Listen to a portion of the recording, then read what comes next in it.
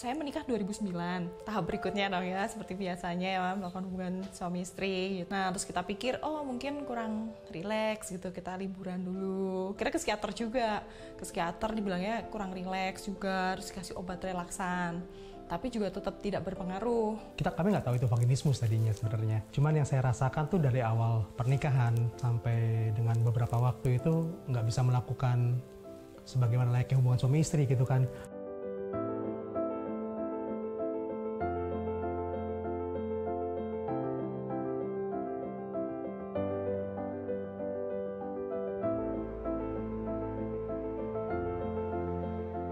Jadi vaginismus ini ternyata lumayan cukup berpengaruh terhadap hubungan pernikahan kita ya. Ya saya pikir kan kalau misalnya kita menikah terus ya pasti bisa gitu kok. Nggak bisa melayani saya kayak gitu. Pak, something wrong with me gitu juga sempat mikir kan. Terus impactnya selain terhadap hubungan suami istri juga, kalau kita mengalami suatu penyakit yang berhubungan sama organ kewanitaan kita, ke dokter tuh susah berobatnya jadinya. Impactnya tuh kompleks, nggak cuma ke hubungan suami istri tapi juga kesehatan. Pintunya nutup gitu. Jadi dokter juga susah mau ngecek organ lebih dalamnya lagi. Jadi kalau misalnya kita pengen program hamil itu juga tidak memungkinkan gitu. Kalau saya sih mungkin ya stres, bisa bilang stres. Tapi saya yakin istri saya mungkin lebih stres lagi gitu kan.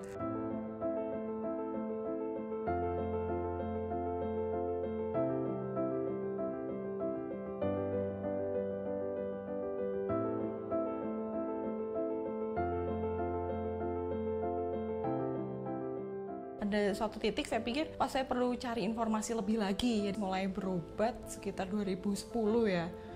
Sampai akhirnya ketemu dokter di Indonesia. Sama penjelasannya, sama kayak waktu saya nyari dapet di luar itu. Akhirnya saya berobat dan akhirnya sembuh. Itu sempet loh kayak ngalamin, udah 2 tahun udah sembuh, seharusnya kan udah yang ya udahlah, ya move on lah masa lalu. Kayak gangguan tidur itu mimpiinnya itu lagi gitu. Mungkin apa itu namanya, psikosomatis atau gimana ya. Jadi efeknya tuh gangguan tidur gitu. Jadi saya lebih ke kayak gitu sih traumanya. Kebetulan pasangan saya pada saat saya mengalami 8 tahun vaginismus tuh ya, yang mondar-mandir berjuang, ya puji Tuhan sih pasangan saya tuh nggak intimidasi. Saya ini sudah menderita, masa saya mesti membuat intimidasi lagi, ya malah tambah runyam urusannya seperti itu. Yang istri saya lakukan untuk mengatasinya ya saya juga ikut bantu dia, saya terus ikut dampingi.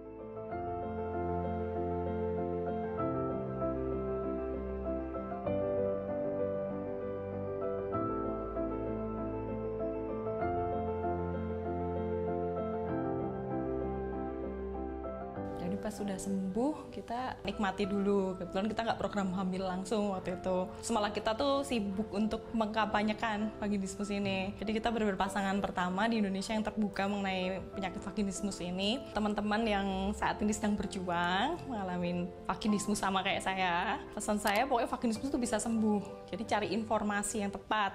Lalu cari dokter tuh yang udah pasti dia emang pernah nyembuhin pasien. Dalam kondisi sehat, dalam kondisi sakit, dalam kondisi apapun juga, seorang suami itu harus mendukung apapun yang istrinya lakukan. Terutama apalagi dia ada suatu penyakit ya, berarti harus didukung sepenuhnya. Selalu optimis dan selalu bersatu hati. Karena tanpa dia bersatu hati, nggak akan mungkin adanya suatu jalan keluar. Gitu aja.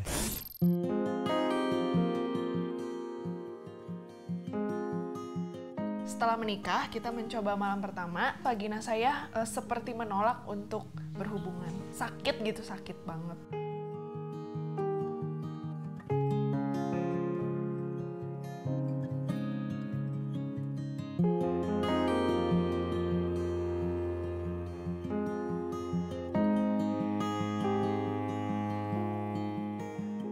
Saya Yunike, saya penyintas vaginismus. Saya Budiman, saya suami Yunike, penyintas vaginismus.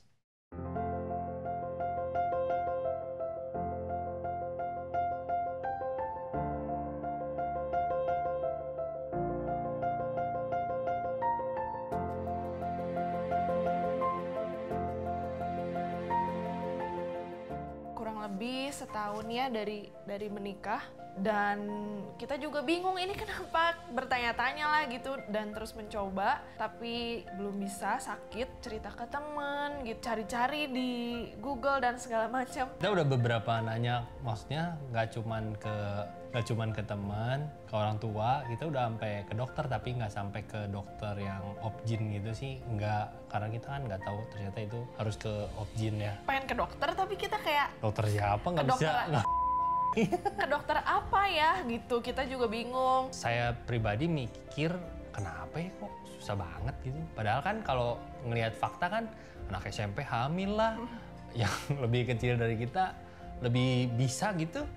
Ya saya juga jadi kayak terkoyak, kayak kok susah banget sih ini teh, apa sih masalah apa ini tuh? Apakah memang wajar sesulit ini buat penetrasi itu tuh wajar? Karena kalau kita nanya orang gitu, ya wajar, sakit tahan aja. Maksudnya kalau sakit tahan aja tuh sakit dipukulin atau sakit dicubit kan kita nggak tahu gitu. Sakitnya sakit kayak gimana yang harus ditahan gitu.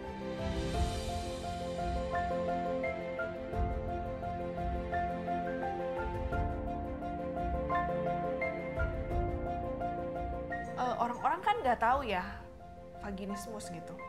Ada penyakitnya gitu ternyata. Jadi semua orangnya pasti ngomongnya memang sakit nih, pertama mah sakit banget. Tahan aja, mungkin kurang rileks, mungkin kurang pakai pelumas, ya kayak gitu sih pasti ngomongnya. Mungkin sayanya nggak jago, gitu juga ada. Ya jadi banyak stigma ya, banyak pendapat gitu. Yang pasti ngerasa gagal ya jadi seorang istri, harusnya bisa melayani suami, kayak ternyata nggak seperti harapan yang normal. ditunggu-tunggu lah gitu. Merasa tidak menjadi wanita seutuhnya ya, tidak menjadi istri seutuhnya lah gitu buat suami. Suami saya juga malas juga ya akhir-akhirnya. Jadi malas juga sih kan gitu kalau dicoba sakit-sakit terus kayak gitu. Maksudnya kalau dia yang sakit kan saya nggak mungkin maksa terus kan. Kalau lagi misalnya lagi mau gitu, udah pasti sakit ya jadi malas kan gitu. Udahlah, pasti ada kecewanya, maksudnya pasti normal banget gitu. Ini hal-hal yang kita anggap sangat dimuliakan gitu, dinanti-nantikan sebagai hadiah. Pas nggak bisa terus ya, hah kenapa sih gini banget ya? Ngaruh sih iya, kalau ngaruh sih iya ya, maksudnya pasti ngaruh lah gitu.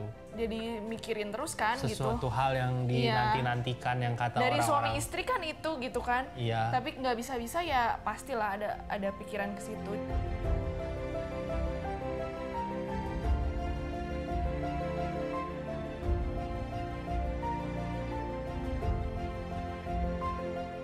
Dari cerita ke temen sih, terus temen udah gitu kasih tahu, Nik mungkin kamu ini gitu, coba deh lihat vaginismus gitu. Ada dokter Robi, saya lihat videonya, terus saya ngerasa relate banget sih. Oh iya kayaknya ini deh, kayaknya saya vaginismus deh selama ini gitu.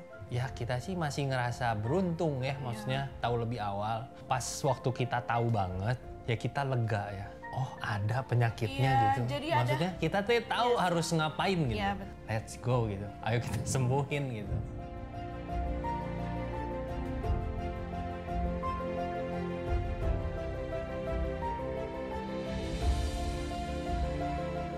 Harus sabar ya, maksudnya kita dari sisi saya prianya gitu harus lebih ngerti juga, dan saya nggak tahu sih kalau memang seks itu kan nggak segalanya dalam hubungan berkeluarga, bukan cuman seks aja gitu, masih banyak yang harus dipikirin. Enjoy the journey aja lah gitu, maksudnya perjalanannya kan menikah kan nggak cuman buat tahunan gitu, puluhan tahun ya. Kalau perjalanan seksnya masih panjang gitu, nggak harus di awal-awal pernikahan digeber gitu kan. Kalau saya sih ngerasa disupport banget ya sama suami, itu sih yang menguatkan saya ya. Dalam arti suami saya nggak terus-terusan maksa gitu kan, kalau maksa terus kan jadi malah tambah trauma kan.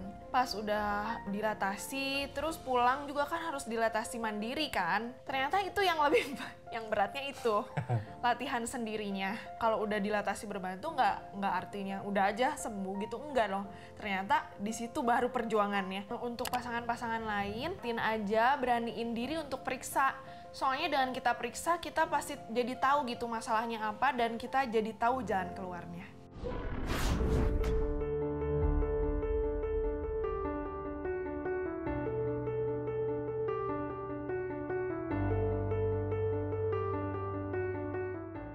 Untuk mendeteksi vaginismus, yang bersangkutan harus terlebih dahulu mengalami masalah dengan penetrasi. Terbanyak memang pasti dari momen pernikahan, aktivitas seks yang tidak bisa terjadi penetrasi penis. Terbanyak berikutnya adalah perempuan itu tidak bisa menggunakan tampon, tidak bisa menggunakan menstrual cup.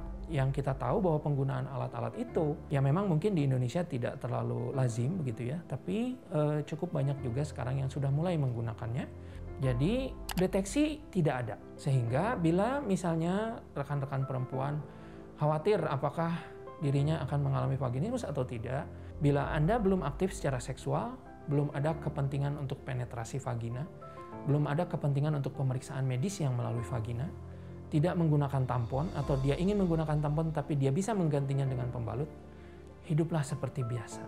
Anda tidak perlu mengkhawatirkan apakah Anda ini penderita vaginismus atau bukan.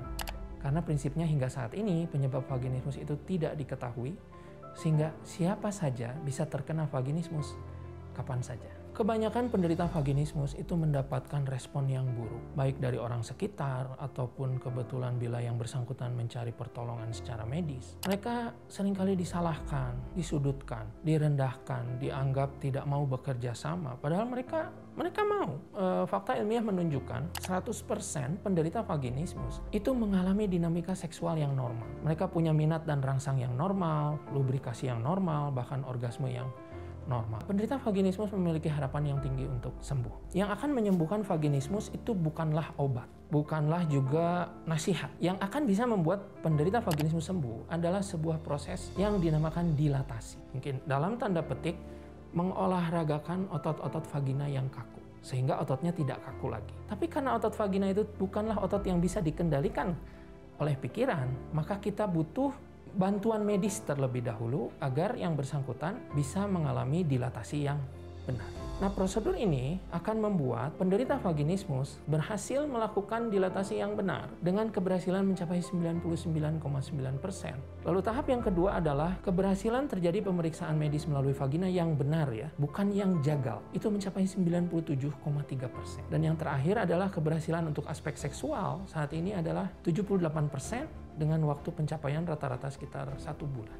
Vaginismus harus disembuhkan karena itu sama dengan penyakit lain. Pada organ-organ reproduksi perempuan, semua deteksi bahkan sebagian tindakan untuk menangani penyakit itu memerlukan penetrasi vagina. Baik misalnya pemeriksaan dengan jari dokter atau dengan alat spekulum seperti untuk pemeriksaan pap smear ataupun misalnya USG transvaginal. Nah, itu adalah hal terbesar yang sangat mempengaruhi hidup dari penderita vaginismus. Sehingga akan banyak gangguan-gangguan pada organ reproduksi yang menjadi terbengkalai. Kemudian memang mau tidak mau kita harus melihat juga bahwa penyakit ini sangat mempengaruhi relasi, kemudian kemampuan reproduksi. Dan memang kita mungkin tahu kebanyakan orang ketika mereka berumah tangga, mereka akan memerlukan hal itu. Makanya saya selalu sampaikan solusi vaginismus adalah sembuhkan vaginismusnya. Bukan dibuat hamil, karena tidak semua penderita vaginismus itu menginginkan keturunan. Saya berharap kepada semua orang yang berurusan atau bersinggungan dengan penderita vaginismus, mereka tidak pernah menginginkan hal itu, tolong jangan disalahkan. Penderita vaginismus bukanlah orang yang tidak rileks. Mereka tidak bisa, bukan tidak mau. Mereka harus dibantu, bukan disalahkan.